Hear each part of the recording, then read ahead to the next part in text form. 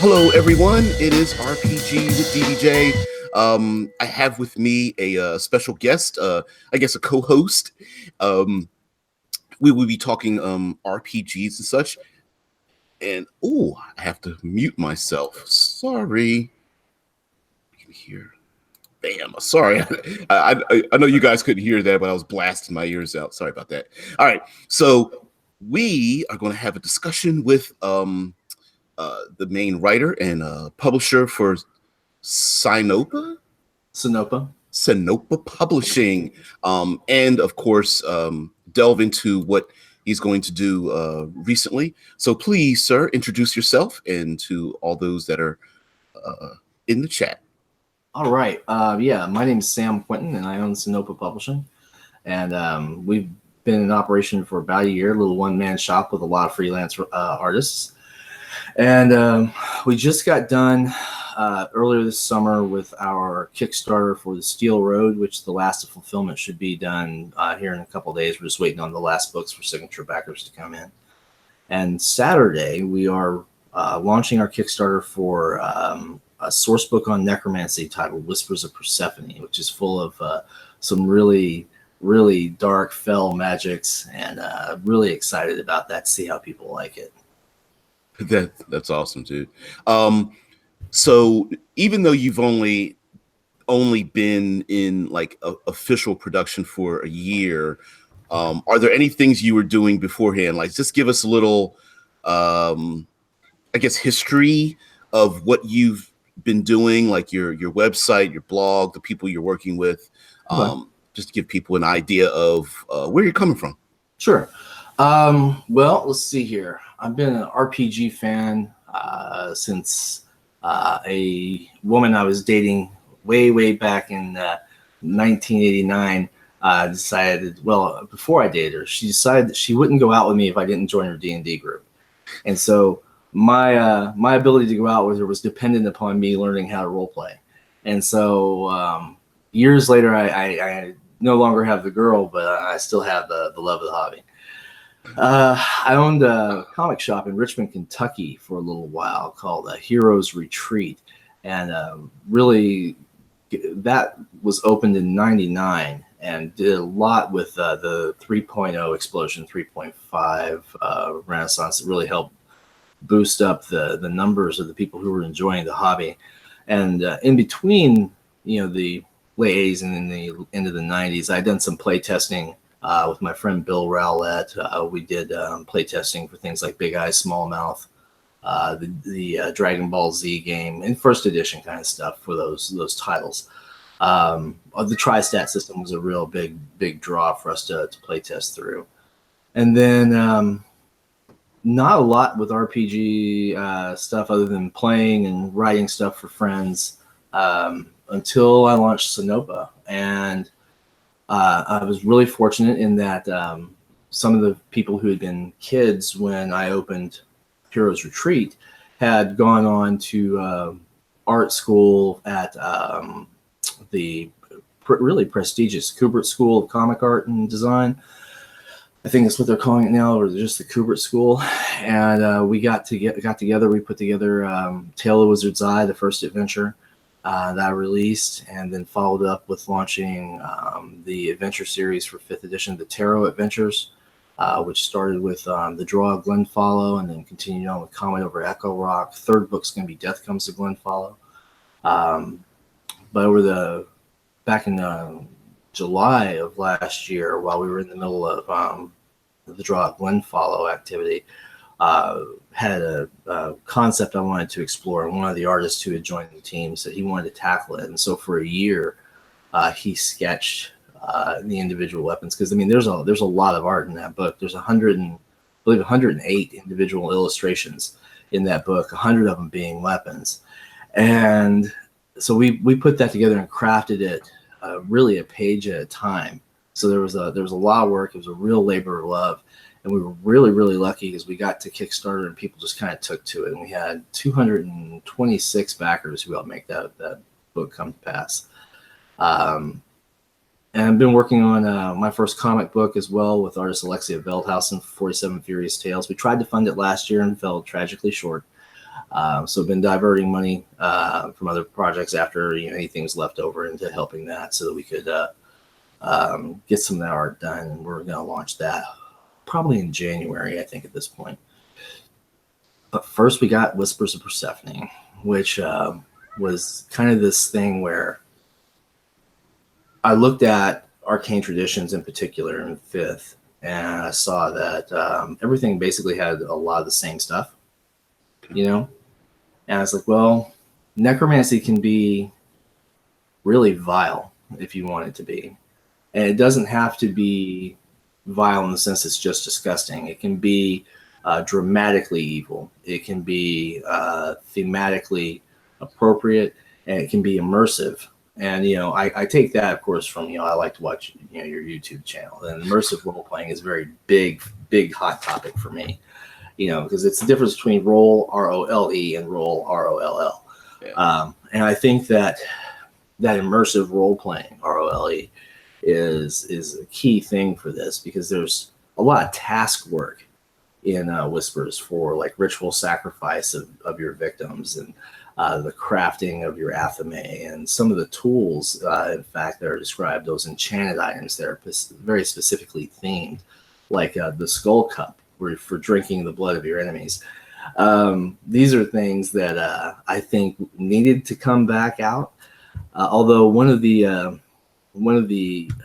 other people who's looked at the playtest document, he looked at it, he said, if there's going to be a new satanic panic in this decade, it's going to be your fault. I was like, well, no, I mean, I'm not trying to start any of that stuff over again. I lived through the first one. No thanks.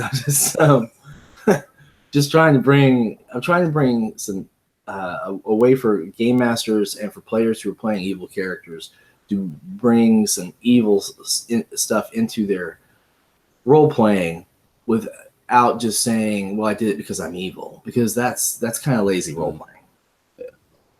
I absolutely agree with you on that point. Now, you hinted at a number of your projects, because I had to ask you to kind of go through a little timeline of what you've been doing. Whispers of Persephone is the Kickstarter will kick off on Saturday. Correct. And usually the Kickstarters, what are they going for, like 30 days or 30? Yeah, days? Usually. We're going to do 28 on this one. Okay. I've toyed with the idea of doing 21, but since we're trying to fund $3,500, I figure I need that full 28-day time frame. Just the averages when I calculate, it gets a little more intimidating when I drop it down. Because even though the Steel Road funded like $4,400, you can't guarantee success based on past performance. So RPG Kickstarters don't work that way. Yeah. Unless you're Monte Cook, and then it's like, hey, here we go. Right. So what do you think you learned from the first Kickstarter, the Steel Road, and then we'll go into what is the Steel Road for people who are unaware of what it is. Okay.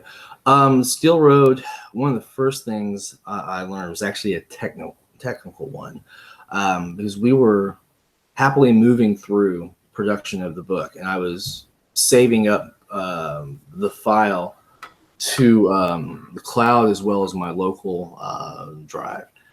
Well, the problem I ran into was that during the Kickstarter, my laptop fully blew. I lost the onboard wireless card.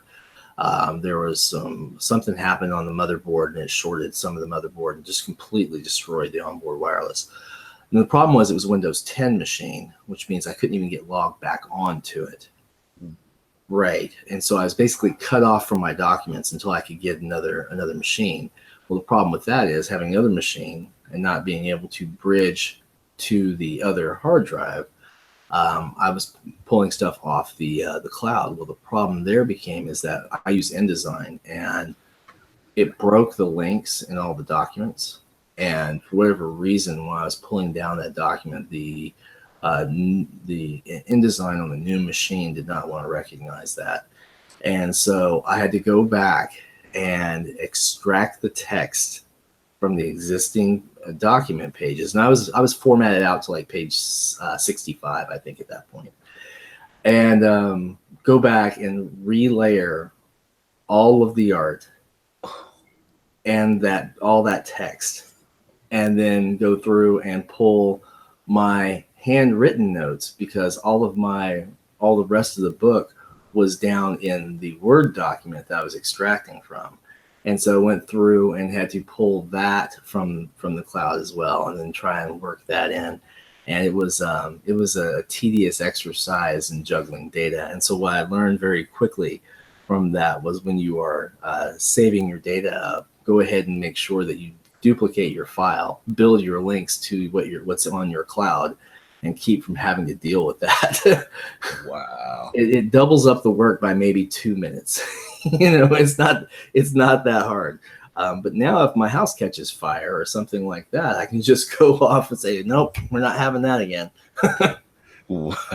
So I learned that. And then also I learned to appreciate the fact that, I'm very appreciative of my audience and the people who've been supporting me, but I had some really great suggestions, because one of the things that had not occurred to me was to do a printer-friendly black and white, because that background art, that faux parchment backing, when you print it to grayscale, it does cause people with particular levels of visual acuity some problems in discerning that. I mean, I myself have to wear bifocals, and when I look at it, it gives me a little bit of a problem. And so I think it was the first week of the Kickstarter that came up. I was like, well, that's easy enough. We'll just produce another one. So we just produced a black and white version by stripping out the page background art and saving that in parallel. And so we fulfilled through drive-through. So we actually have 2 entries in drive-through for that book, but it's not particularly tedious. So got those out, and for the PDF, the print-on-demand codes will finish going out, because I have to wait for the proofs to arrive, and they're arriving with the signature copies from for the signature level backers. So that should be here, like, I don't know, tomorrow maybe, hopefully. Okay. All right. Now let's go a little bit into the Steel Road, the both adventures, the Tarot adventures, and then and then end it off with Whispers of Persephone. So the Steel Road. Sorry about that. I know it's early morning for us. We've got alarms. Yeah, it's like 6:15. I'm like, oh no, my alarms. I forgot to turn them off. Yeah. Even Vince says, what makes this book unique? So, the Steel Road. Give us an overview of what it is. Okay. So we wanted to produce a resource that had real weapons that were indicated, and we wanted to also sprinkle in some weapons from legend. And so we took, and thematically, we wanted to follow this Silk Road style path of this weapons merchant, but we wanted to put it in the real world so that people could just grab those weapons that were appropriate to different settings. And so we started east of Egypt, and we have our narrator, our primary NPC, Haj Joseph Khan. So we did a lot of effort to make sure that we were really true to the ethnic origins wherever we went. Okay, so if you go and you look into this book, the artist, Zachary Viola, is very precise with attention to making sure that you don't have Europeans who are just subtly disguised as, Chinese or Filipino or Central Africans or West Africans. Everything, we try to be very, very authentic about it. And so, including with Yosef is kind of based on this, for want of a better way to put it, kind of this collage of peoples who are really indicative of what the old Moorish empire was like, from the Moors from that area. So when we took that, we followed his adventure down into Africa, up just a little bit into Eastern Europe, and then blazed on through into India. We spent a lot of time in India, get a lot of Indian weapons, into China, and we tried to focus on some Chinese weapons that maybe people aren't too familiar with, and then into Japan. And in Japan's been done a lot with RPGs. So we really didn't hit a lot of weapons that people were expecting. Like we didn't put the katana in there because everyone does the katana. We did do the yari for a number of reasons. Because it's so ubiquitous. I mean, every troop would have a yari. Not having it didn't make sense. We did the Tessin, the fan, because that's just an elegant kind of weapon particularly for defense and for a subtle, casual personal protection device. And then we moved down into the Philippines, and then down into New Zealand, out to Samoa, and then down into Australia. And so we followed that and built this narrative into it. So I wrote to this about Yosef's adventures, a little bit of things I thought would be funny in there. And I included a couple of buddies of mine in there, like Naveen. There's this giant Naveen, this monster Naveen. And Naveen's a guy I work with. He's a really good guy. And so he's getting a kick out of the fact, because he's not a very tall man. And so the idea of him being this giant that devours, trespassers in his domain is just really funny to him. But we go through and we tell the story, which gives you some nice adventure hooks into it, I think. I think it's pretty cool ideas, especially some of the ones where it talks about people who have fallen along the way, because it's not all sunshine and roses. There's spots when you're moving into northern Dacia and Eastern Europe where they run afoul of this monster that's very loosely described. It's basically themed on Vlad the Impaler's vampire concept. And at that point, I'm not going to give too many spoilers, but there's a conflict with that arises, which you could expect, until they can get across the river and into more northern areas of Europe. Because it chased them. It was nothing like being pursued by a monster you can't destroy, right? And a little bit of a bit of romance on the tail end of it when Yosef finally meets the one woman that he would call wife. And I wanted to make sure that I put that emphasis in there, because there were attempts in India in particular for people to marry off daughters to him, and he said no, and then consequently had to flee some of those regions to get away from those people he had inadvertently insulted. So that was fun. So you use in the Steel Road, if you guys are unaware, it's kind of a combination of like the real world locations and where those weapons come from. Mm-hmm. And then I noticed that you also put in like the legendary version of those weapons, right? The mechanical benefits of having like an arcane weapon and how it came about or what its use is. And I'm really appreciative of the fact that you went non-Eurocentric.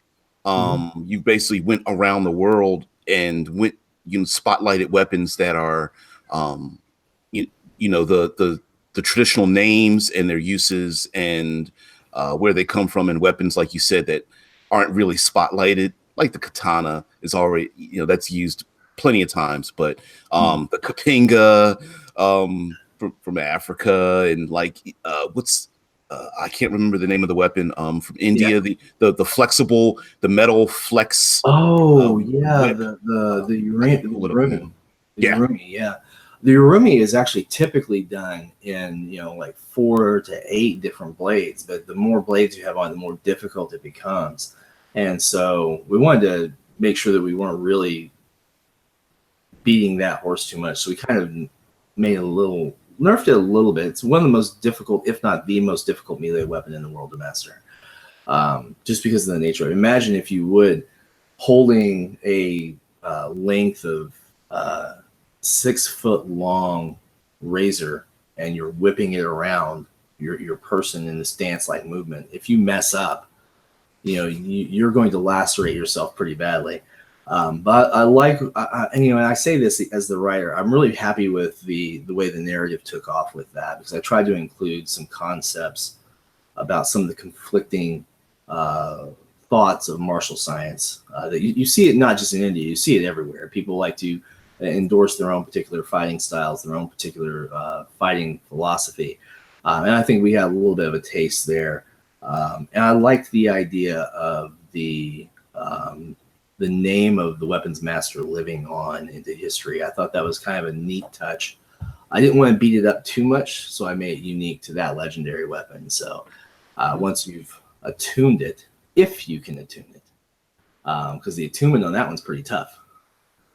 You know, you gotta. Can we share that? Yeah, sure. So Vince in the chat says, how are the weapons distinct from established weapons? Are there new rules for them? There is for certain of the weapons in Japan, like the Tanto and the Yari, because of the chisel tip that I don't think a lot of people take into account what that's for. That's actually developed to penetrate armor, and it's remarkably effective at it.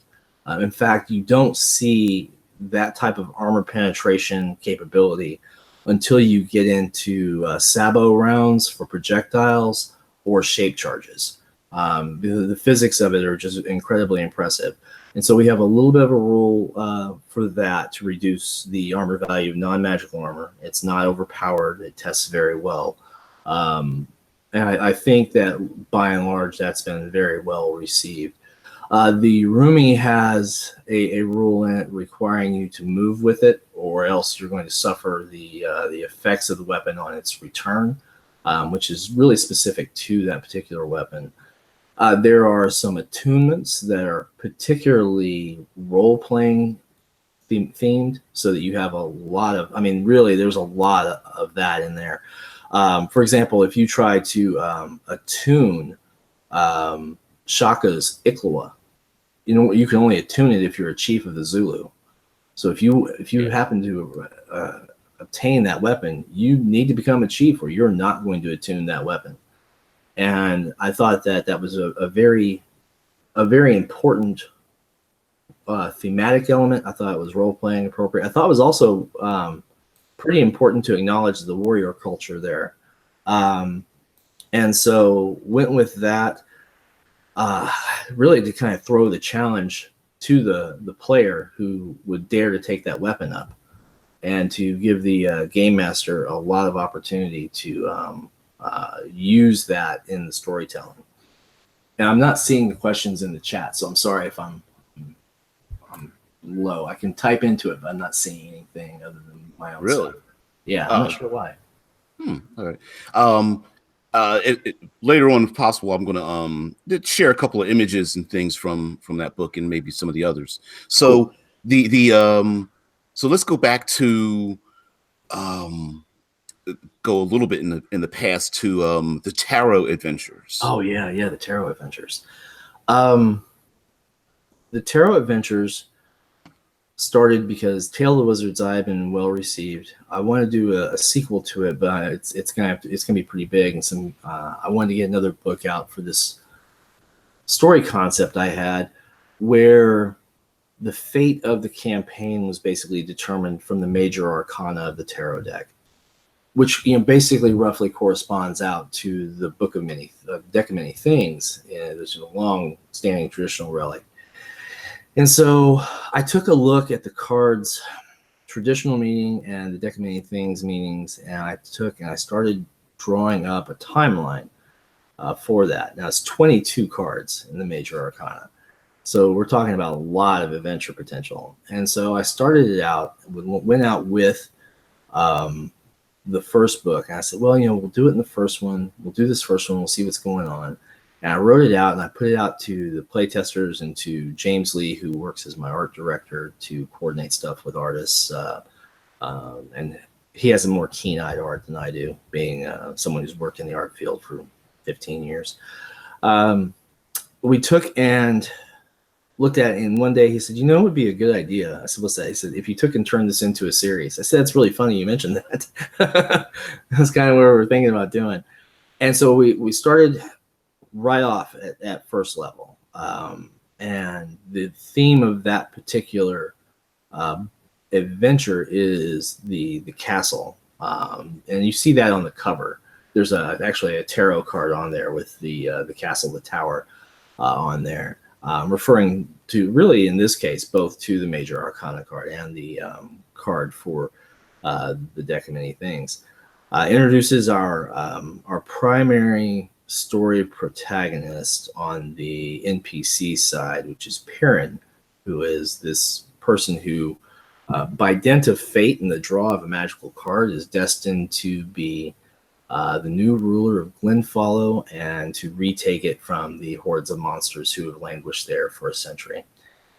And thus begins the tarot adventures. One thing I'm really proud about that is that I took some of the things I learned from Tale of the Wizard's Eye and I stepped up my formatting game, because my formatting game was brand spanking new out of Tale of the Wizard's Eye, and it's a lot harder than you think.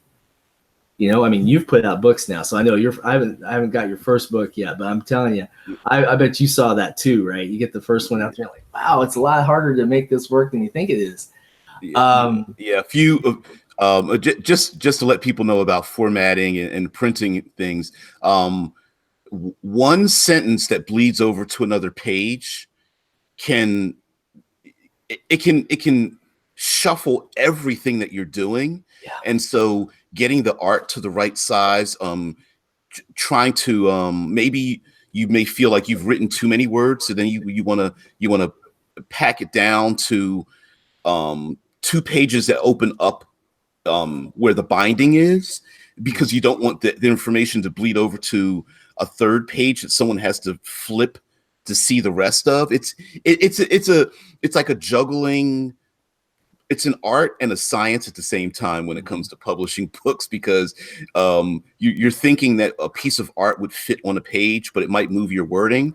But you want to keep the art because maybe you've put the money out for it or you've commissioned it, and then deciding where you want that art to go. And it's pretty intensive, really.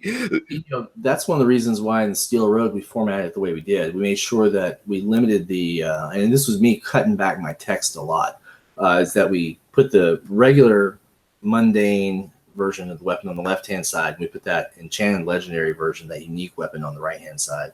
And the idea being is that way when you open it up, you have it right there so that you're not having to toggle back and forth between pages.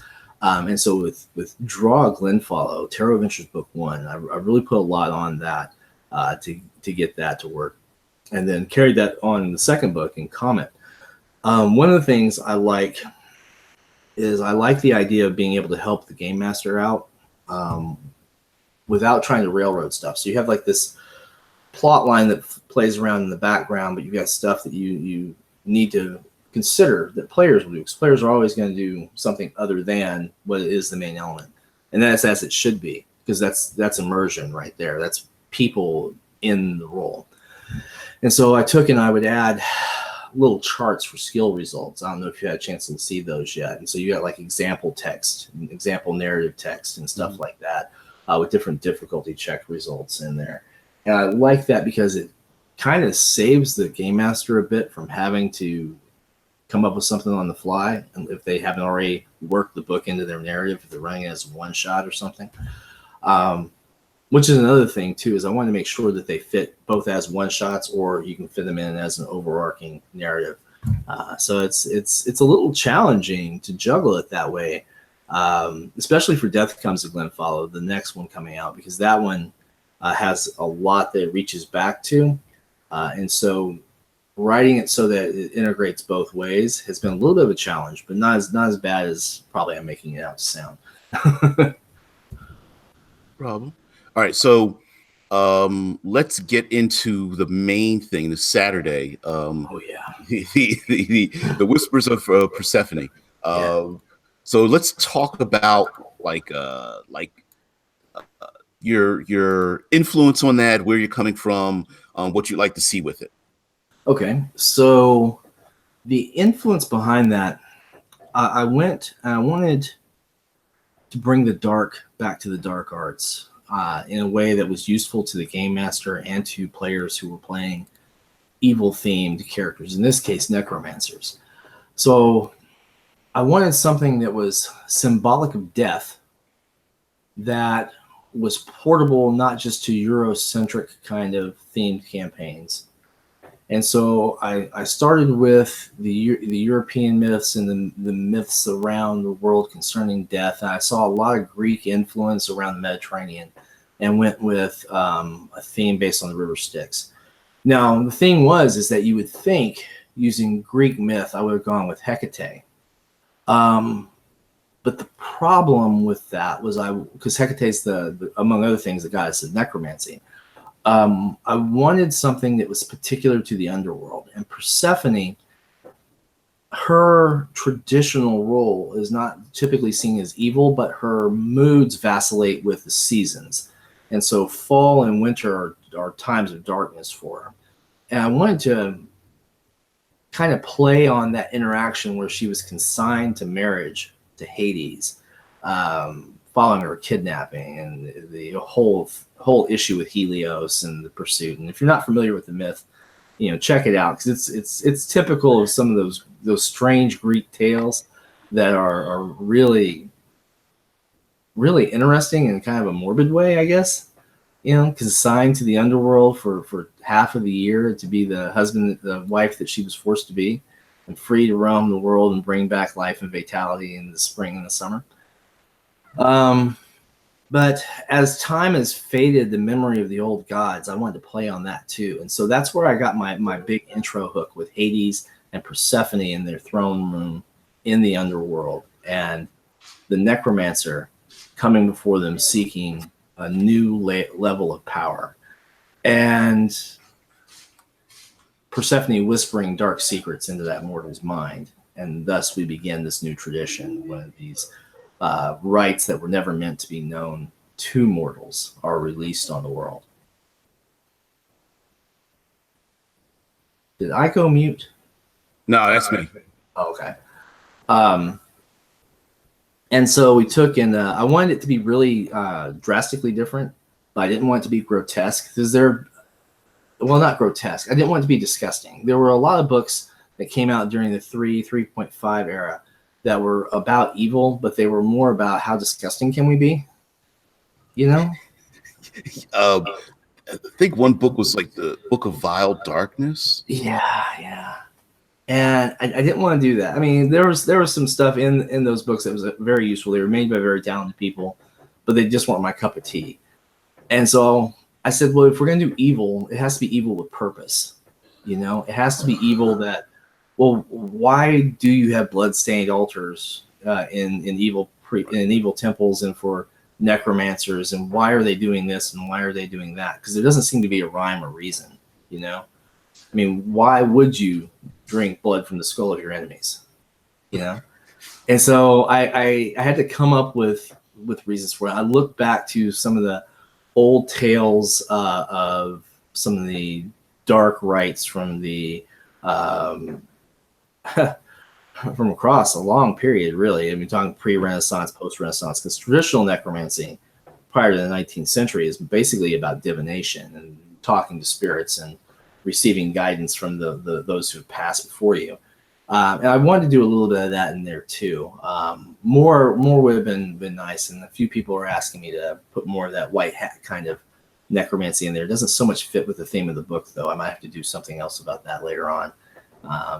But put some implements in there like the athame, which plenty of people have different versions of the athame. This one's more themed on the bloodletting and the rise to power. Not a very potent combatant weapon, but invaluable as a tool for a necromancer who's wanting to rise to power through the blood of their victims. There's a lot of blood in this book, even on the pages. Even on the pages. We'll probably have to cut that back a little bit. It's crowding the text too much and making it a little hard to read. So we'll probably have to dial that back a little bit. But right now in the playtest version, when you open it, it's blood splattered everywhere. And the big thing is I want it to look like when you open it, it's bleeding out of the spine. And so we did, and on that note too, we've got two different covers. One is just black with the Whispers of Persephone wispy title line on it, which I think is really cool looking. And the other is the original concept that I came up with. And basically it's bound in flesh with the spine of the victim as the spine of the book. And I talked about that. I was on another podcast. This buddy of mine out in Oregon, he's the Adam Watson with the Darkslinger Mafia podcast. And he's like, all right, now I have to buy this book because it's bleeding from the spine and the spine is a spine. It's like, I just got to put it on my shelf. I'm like, well, I appreciate it, man. There you go. But I wanted it to look like a book a necromancer would write. Right. So right now, you have plans to put the material out for playtesting, just so that it's refined before it's released. Right. And we're in our final level of playtest. This is the third and a half version of the playtest because we had a very limited small group of people I had reviewing the content prior to that, and then open it up to the people in my playtest group that I maintain, and a couple of people I invited in to take a look at it too. I had a Kickstarter backer who has he's done Matt. I'll just call him Matt. Matt's done some playtesting for some other titles.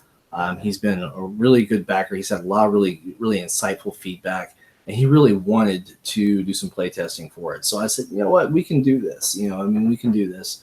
And so he's chewing on that. He had a game session over the weekend, and he was going to implement some of the stuff on that. So we should hear about that a little bit, I think probably tomorrow or Friday. And then the rest of the playtest group, my buddy Bill has been juggling a lot on the mechanics on it to test that out and look at the math, as has Mike.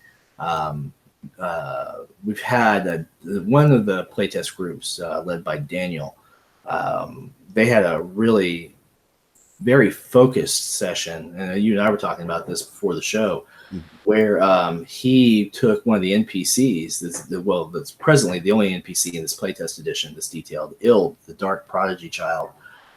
She's 19. She's not really a child, but she looks like one. Ild is a dark prodigy with the feat from the book. It's called Dark Prodigy, as well as a master poisoner. And so he put them in conflict with her minions, her undead that she had raised to accomplish her fell purpose. And they spent the session really battling the undead and made it to the tower that she was holed up in. And they fought their way to the top, and they defeated this wight at the top of it. And they're like, well, maybe it's not as bad as we thought, And they go down to the basement, and they're liberating these victims from the dungeon. And their eyes have been rotted out, and their tongues have been destroyed. And it's like, oh my God, what horrors have happened in here? And they find this young woman hiding. She's covered in filth, and she's hiding down there, trying to keep from being spotted. And so, like, okay, we're gonna take all these people, and they take the victims who are mutilated, and they take them to this temple, and they offer to take Ild home. And of course, Ild is the necromancer who caused all this that they are now sheltering. And one of the poisons that's in that book is called Ild's Tea. It's a very nice or aromatic blend. You should try it, just not with her. And so she poisons the group. They all fail their saves. And Daniel has mercy on them and says, well, she calls up one of her undead servitors. She flays the flesh from its body in front of you, and then leans over each of you and tells you that she'll play with you later. And then she stole their stuff and left. And one thing I didn't tell you about that is, like, after the poison wore off, they had this 20-minute discussion about what they were going to do about it. And it came down to like a 50-50 split. Half of them wanted to go get their stuff back. The other half's like, I don't want anything to do with that creepy child. So I don't think they play again until this weekend or the weekend after. So I guess we'll see what they end up doing about Ild. Because she's a terrifying little thing. There's an image of her. She's one of the pieces of art we have in the playtest that's there. And Christian Martinez, the artist for this book, did a phenomenal job of capturing that look in her eye, that something wasn't quite right. Because I told her, I said, Christian, basically think about it. She's essentially a serial killer, basically. Right. So think of her as being completely soulless. So, yeah, she makes a good villain. I like that. I actually like the way that ended. As depressing, as pissed off as the players might be, I actually would enjoy that. I like I like the dark turn at the very end. Now of course with the playtesting, there's quite a number of like special uh, D&D wise, new spells, special abilities, Hmm. feats, those kind of things. So basically, you're really just trying to zero down on the mechanical portion of those things. Yeah, because I want to be functional and not overpowered. Because you don't want to release a book that people can't use. Right now, the big things that are in contest between the playtesters, and they're a little polarized along both lines. The first one is Ild as a character isn't built on a CR chart. She's built as an NPC as if she were a player. So honestly, you could lift that character stat and use it as a playable character if you wanted to play an evil character that level. Um, because that's usually how I make my own NPCs, which is not technically correct for CR calculation because her hit points don't balance. And so about half of the guys who are running with it have been changing her hit die, her hit total, to reflect a CR for that level. And then they're throwing her into like direct confrontation, which is not how she's themed to be played. And so I'm still kind of going back and forth on what the final distribution on that's going to be. She might actually end up having to get a level bump for the draw of the Death Comes to Glen follow book. So if so, I'm going to go ahead and do that. I need to look at more of the math on that for that character specifically. The other thing that's coming down to it, the Dark Prodigy feat that raises the DCs on necromancy saves. A portion of the game masters running that say it's not high enough, which I do not agree with. It's not going to be bumped up. And then the other, about third, basically let's break into thirds, I guess, in that one. About the mid range of them say, yeah, it's fine as it is. About a third say, no, it's a little too much. And about a third say, it's not enough. If anything, it might get dropped. The bonus might get dropped by one. But I want to run some of the hard math on it to see what the probabilities actually say. Because, for example, right now with Ild, whenever she throws a necromancy spell, that saves a DC 18. And mathematically, that's tough. That's very tough. And then the Master Poisoner will probably get nerfed down 1.2, just to level it down. Because its original one was probably not enough, and so I think I went a little overboard when I bumped it up on that one. But that's what you play test for, is to find that balance. Yeah, I think balancing adventures using CR. I think we've all kind of realized that it's more art than science. Yeah, and a better tool. Yeah, Vince in the chat says, "Don't statter if you don't want her to be used in combat." Yeah, I agree that, although that's easier said than done, unless she's like a godling or like a demigod or something of that nature. I think a better tool is just is role playing the adversaries in a consistent and an intelligent way versus the just use the CR version of it. Whether the enemy runs, whether they hide, they use their own allies against the players. They use tricks or things like that. I just find that the role playing out what they would do and how they would do it is a far better use of a measurement of CR and able to modulate as a DM versus just numbers and clashing together. But I mean, that's just a personal note. It's very hard to mechanize that when you're trying to make a publication and hand it over to someone who hasn't had a conversation with you, and without making it wordy and preachy and all that kind of stuff. So I get that. And Ild in particular, her CR is indicative primarily of a lot of her tactics. There's one of the poisons in there. She likes to dust on a bouquet of flowers and present it to people, the inhaled vector. And that's very hard to adapt to a CR configuration. She is statted, by the way. She is statted. She's got stats. She just doesn't have a lot of hit points because she's a necromancer. And the stats reflect a couple of sacrifices from one of the rituals on there for the Enthrall Servitor ritual.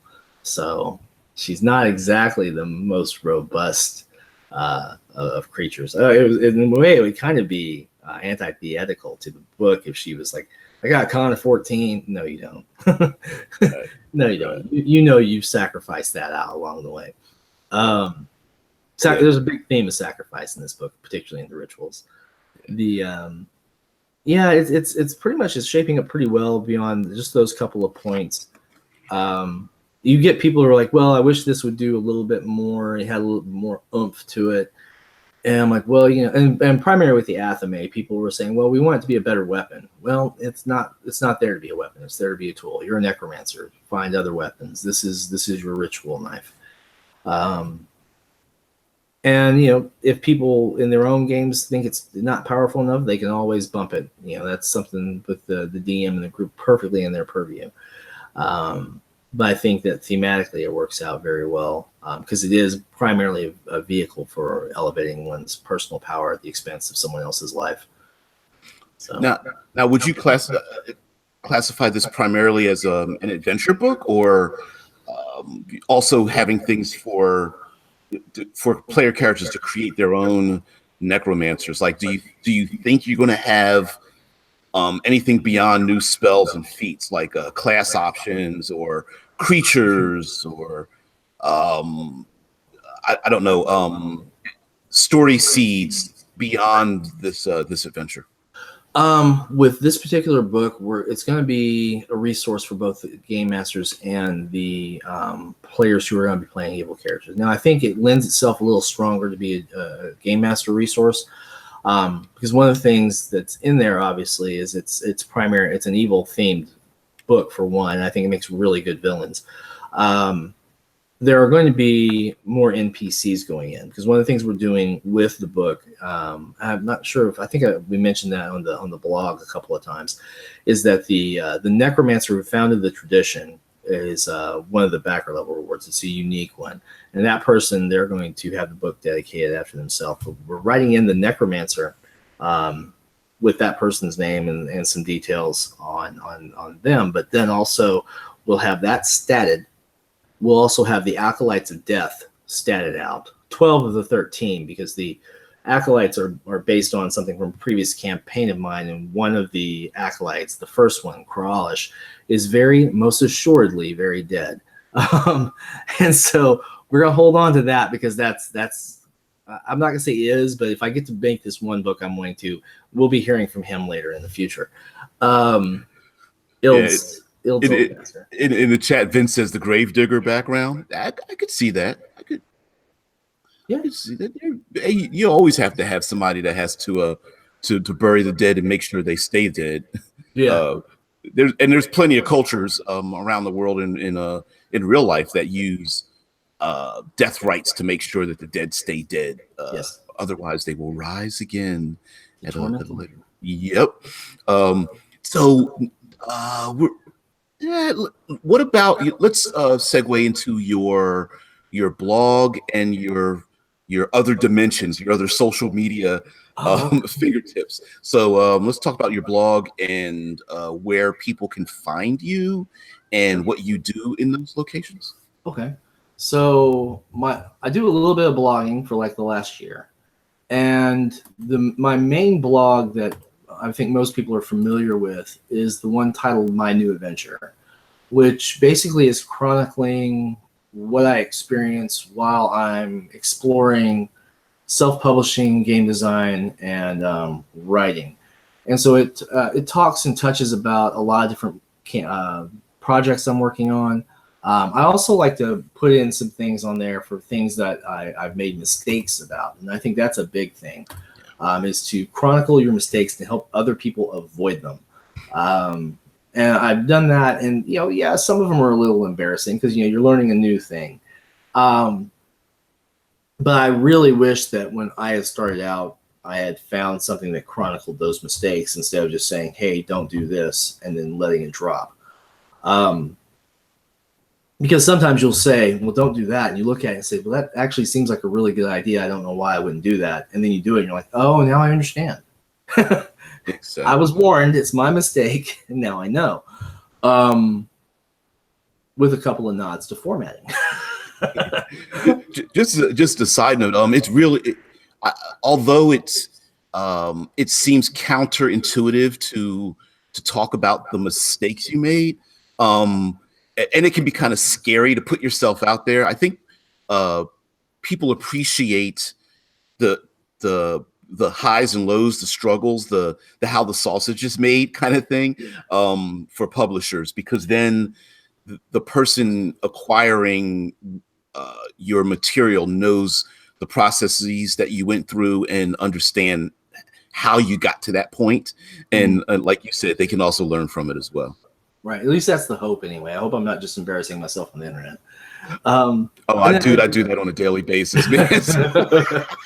I mean, I get to plug myself a little bit along the way too. So there's that benefit to me. But I like the fact that I can talk about stuff as it's being developed and you can see how things change.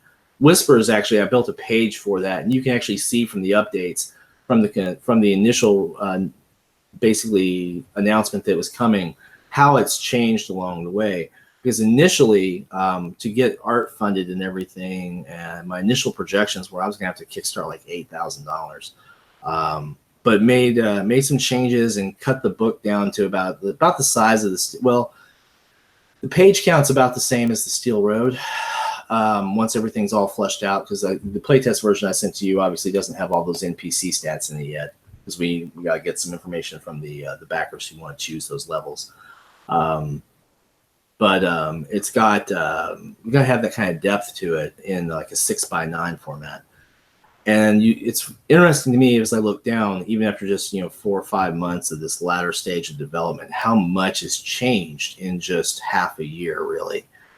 From that, because you get to it's one thing from taking it to the rough draft in Word or on paper, and another to formatting it and seeing what you can fit and what you can't, and what has to end up on the cutting room floor. Because it's easy to say, hey, well, just put everything you want. Well, you can't really do that when it's in print, especially if you're doing like print on demand stuff, because those costs get really, really high, really, really fast. Until such time as I can afford an actual offset print run and cut the print costs down by like 60%. That's the goal, start to where we can bring those costs down so that people can get their hands on it. But PDFs, so many people use PDFs as their primary form anymore. It's so easy to fit on a laptop or a tablet or whatever. It's a big deal. And actually getting back to that, that's one reason why Whispers only has 2 monsters in it now. Because we cut down some of the others to save some page space, but decided to keep the Darkling Horror and the Stygian Mummy particularly. One, because of the rituals that were cited involving it. Obviously, they had to be in there, but we cut the other ritual-created creatures out. And then 2, because it kind of made a nice way to bookend the different degrees of evil, because you can have evil in its just grotesque form, and then you can have evil that is that alluring, seductive kind of evil. And so I think I've sent you the images of those in the last couple of days, the Stygian Mummy being the alluring one. Yeah. It's kind of reminiscent of an undead succubus, was what one of the playtesters said, which I thought was kind of an interesting analogy. Cool. Now, can anyone find you anywhere else in the interwebs? Yeah, I'm on Twitter, LL Sinopa. On Twitter, and then the Sinopa publishing page on Facebook, and also on Instagram, which I need to step up my game on Instagram a little bit. I have a cheap phone, so sometimes it's hard to make Instagram love me as much as I'd like to. And then right now we're releasing everything on Drive-Thru RPG. We'll be expanding out to Amazon probably later this year. If I have my way about it, so that people can get their books on their Kindles. The fun part about that is going to be making sure that people who already picked the book up from the Kickstarters get it. I'm still working on ironing that little thing out. That's going to be a little bit of a trick, but I want them to be able to have it on their Kindle devices and in their Amazon accounts, so that they don't have to ever pick the book up again. I just think that's responsibility to your audience, Yeah, that the best and worst thing about self-publishing is that the best is you can self-publish. You don't have to go through. You don't have minimum printing standards. You don't have to go sell yourself to a board that wants to buy your stuff. But the bad thing is you have to do it all yourself, and it's Yeah. so disparate. It's spread around. It's you know like you said, page count and paper quality and offsetting and getting the binding right and all those kind of little details can throw things off. Indexing and chapter headings and things like that can get a little complicated when your art or your words start to shift page counts. And like you said, getting it prepared for Amazon to be on Kindle is its own unique challenge. Yeah. Vince says in the chat, I think building interesting villains is super hard because too often you fall back to uninteresting cliches. I can't agree with that more. Although something has to be said with using a really good cliche, but it is very difficult. It is extremely difficult, especially when you want to express your unique villain to the public that you're trying to express a certain theme, and you're hoping that the person who picks it up gets the theme. That can be pretty difficult to do. Although honestly, this goes all the way back to second edition with the deities and demigods book. Once that book was created and they statted out the gods, everyone was just like, oh man, I'm gonna fight Ares and take his staff or spear or something. I'm taking Thor's hammer and all that kind of stuff. So that's what you want. You want to get up there and get your butt kicked by the deities themselves. I'm going places. Yep. Right down the river Styx. First stop, you're in the cave on the left. Yep. So I'm a old grognard Facebookian. So you use Twitter, and he said trying to get back to Instagram. Is there any other place they could find you, or are you connected with any larger network of individuals? Not really officially. I do a little bit of a really community building because I like to help out where I can with other publishers. So you'll see on the blog, for example, I like to point out the stuff that other people are doing. Because I think that no one succeeds alone, and I think that's very, very important. I mean, I've got a couple other blog pages. I've got the Sinopa page up that basically tells what our plans are for the year. Also, one of the things I did with that was I make sure that I built a biography page for each of the artists who's contributing, so it links back to their particular resources, so that if people are looking for artists for their own project, they can find them, and they're credited with that. That's worked really well for the artists, and it's had the effect of my artists really like working with me. One, because my check's clear, but two, because really their work advertises itself. Because I want people to know who's creating these stunning little visuals. The other thing too I like to do, I'm a real dyed-in-the-wool, unashamed Shadowrun fan. And Shadowrun doesn't have an open game license, unfortunately, but I like to write fan fiction for Shadowrun, and so I've been having fun with that as a writing exercise and a guilty pleasure for about the last year.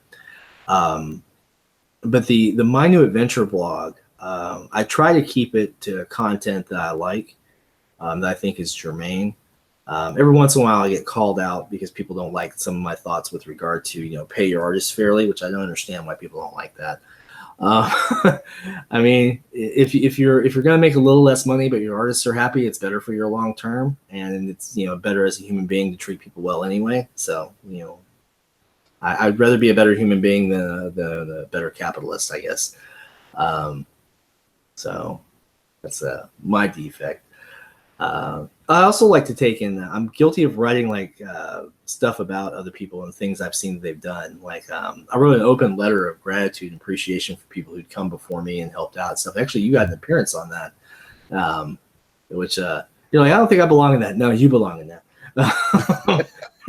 I wrote it. You belong in that. You're fine.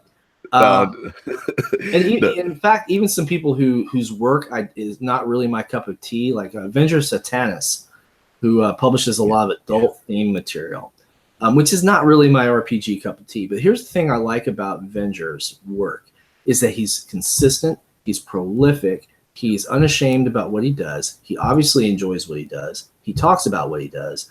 And then you'll see some of the things that he talks about in his particular blog that are indicate a very deep sense of responsibility and ownership. So he was one of the first people to condemn some of the sexual harassment at Gen Con and other conventions. And whether or not he'll admit that or not, it's on his blog. So there you go. Because regardless of the content he produces, he obviously has very strong opinions about where people's consensual borders lie, and the whole "don't be a dick" philosophy of adulting responsibility. And I have a lot of respect for that. I don't think he ever read that letter, but I have to admit that his work. Well, again, while not my cup of tea, he's very prolific. He has a very devout fan base, which you have to respect from any publisher. And he keeps delivering stuff that they really love. I mean, look at his book reviews on Drive-Thru, and you'll see that the people who are buying it love his stuff. And that's really all that's important. Yeah, I've been in the periphery of Avenger Satanis as well, and he really caught my attention with Blue Alpha, I believe. Yeah, with Blue Alpha. Blue Alpha, and like for me, I'm not really into that style of adult gaming, but he's unapologetic about it, and quite what's the best way to say this? He's very reasonable in his his opinions, meaning like you may not agree with what he's saying, but he says it in a manner in which you can understand, and so you're like, okay, I get what you're saying. I may not agree with it, or I may not prefer that type of gaming, but I'm like, yeah, I get it. He doesn't scream and yell and just raise his voice when questions can't be answered or something, exactly. Which is a terrible way to have a open and honest discussion about things. So I like the fact that it's okay that you don't agree with him, and he's okay that he doesn't agree with you, unless you're being a dick. I mean, if you're harassing people at conventions, stop, because not only is everyone else going to call you out, vendors are going to scream from the rooftops at you, and that's probably not where you want to be. Right, exactly. But at the same time, he does make RPG content for like, hey, we're all amongst friends. We're going to be, we can be as adult NC-17 X-rated as we want, and we've all agreed that that's what we're going to do. This is the game for you. So yeah, I agree with that. So we've hit the hour mark of. I easily hit hour marks, and I do that on my own. So so in summary. Sinopa Publishing, this Saturday will be the opening gates of the Kickstarter for Whispers of Persephone, which is by reading the opening intro fiction is actually a literal thing, whispering in the ear of the mere mortals as Persephone gives away her dark secrets.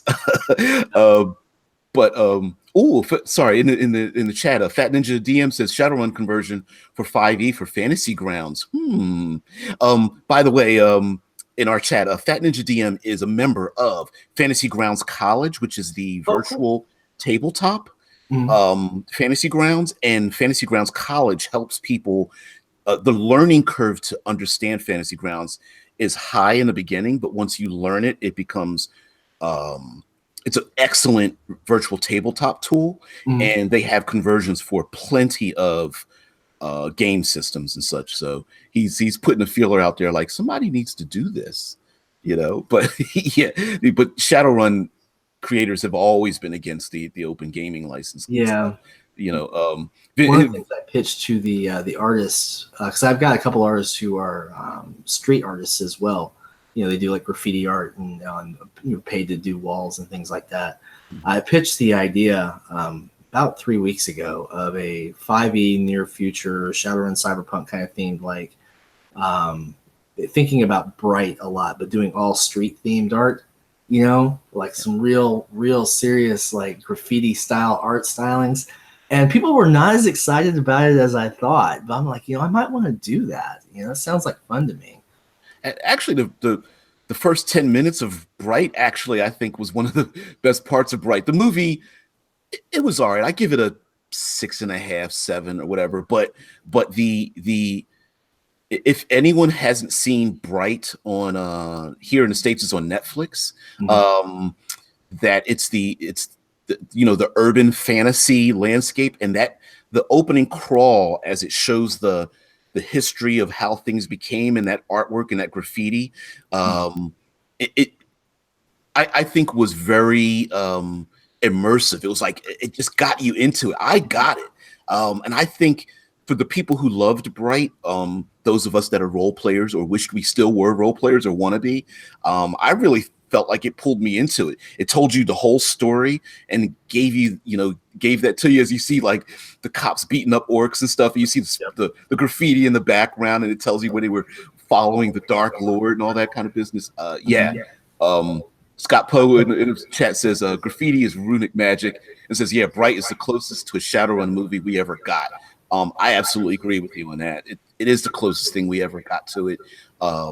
If you were to quote unquote translate the reality of Shadowrun into the real world, yeah, it was really great. And a lot of the background stuff, the centaur cop, the dragon flying across the moon or whatever it was. Yeah, it was. Yeah, the Centaur Cop I think was a really cool touch. I liked that when I saw it. I was like, wow, that's kind of neat. Now I thought there was a lot of stuff in there that really hits home on a lot of key social issues, but it wasn't beat up to the point that it was a social awareness movie. It was really themed on what it was. But it made me think about a few things with regard to what could be done with that kind of book, Yeah. with that kind of game. Because I kind of like the idea of even maybe taking it back to the 90s a little bit. But the only problem then is I ended up getting away from the cyberpunk elements because I can't really put in AR goggles in the 90s. So maybe the 2020s and it's the new 90s, and everyone has their AR, and we can go about and play your AR game until someone snatches it off your head and runs down the street to sell it at the pawn shop, or drop it in the kiosk and have it recycled for cash. Well, exactly. Well, you know what? Shadowrun has always been popular, and Mike Pondsmith's original Cyberpunk 2020 um, is has made a resurgence, and the new video game Oh yeah. 2077 is out. So it's you know, that dystopian styled, you know, near future cyberpunk theme is it's starting to hit now. I think people are getting into it, you know. So but anyway, I want to thank you very much for coming on. We've actually been in each other's circles for quite a while, quite a number of years actually, even before I quote unquote got to where I'm at, which is kind of where I've always been, kind of. But I'll sign off a little bit, and I'm going to let you end it. So for guys out there, thank you very much. I know I tend to like to spark things in the chat. It's okay. Please send me or go into this gentleman Quinton, Sinopa Publishing. Please follow him, send him any questions or comments or anything you have to you have. All your links are below in the doobly, the little dungeon part down below the video. So all the products on Drive Through RPG, the blog link, the link to the Kickstarter, which isn't live yet, Yes. but will be on Saturday. So I'll have the link there. I'll update it at when it goes live Saturday. Yeah, I still have And that video. yeah. So guys, thank you very much. You guys know, talk to the bigger community. You guys know who I am. If you stuck through me this long, whatever. You guys know whatever. So check all those things out. And sir, please take us out. I want to thank DBJ for having me on here. It's like sitting next to Johnny Carson. So I'm digging it. Guys, if you would just give it a look on Saturday when it launches. If you like it, support it. If you can, share it with others and help us to reach our goals so we can get another good book out and keep our artists working. Yep. And lastly, guys, absolutely. Don't take our word for it. Check out reviews. Go to Yeah. drive through. You could easily do the quick links to see what the merchandise looks like. Check out a ton of the play testers and use their stuff. Basically, we're just one big giant community. a high tide floats all ships, man. So I'm always willing to invite other creators on to talk about what they do, and especially if they're really willing to express the ups and downs in what they're doing, because I think a lot of people could learn from that. And when the quality gets better, then we all benefit, and then we all just become a bigger supportive community in that essence. So yeah, yeah, I haven't done a Kickstarter. There's a You want to plan come to. on? You want to come on? You want to come on the live stream for the Kickstarter? I'm actually doing guests for the Kickstarter live. Like one of the Venture Maidens is coming down. My buddy Doug Watson from the State of Nirvana podcast is coming down. If you've got time, I can get you a slot. You can come hang out with us on the live stream. Saturday night. Yeah, yeah. Ooh, tight, but I'm gonna try. Okay. I'm gonna try. I can't make any promises. That's fine. But You've got my information. We'll schedule it out. I mean, love to have you, man. I would love to join in, man. I love just being a part of that whole thing. I don't have to plug myself, but it's just a matter of just supporting that bigger community, man. And I really appreciate it. And also, when the Kickstarter goes live, don't hesitate to want to come back on to either talk about it or just spread the word about a little bit. Or maybe you've gotten some more information back from the playtesting, and you're like, oh man, we just came up with this new thing. So I would love to have you back for that as well. Oh man, I'd love to be back. That'd be awesome. Thanks. Yeah. And of course, the only restriction is, getting up at, 0 dark 30. Yeah, actually, I've got to go take my daughter to preschool, so it's good thing we're signing off. Yeah. All right, man. I'll talk to you later. Everybody out there in the blogosphere, thank you guys for joining me. I'm DBJ, and we are out. Thanks, DBJ. Appreciate it, man.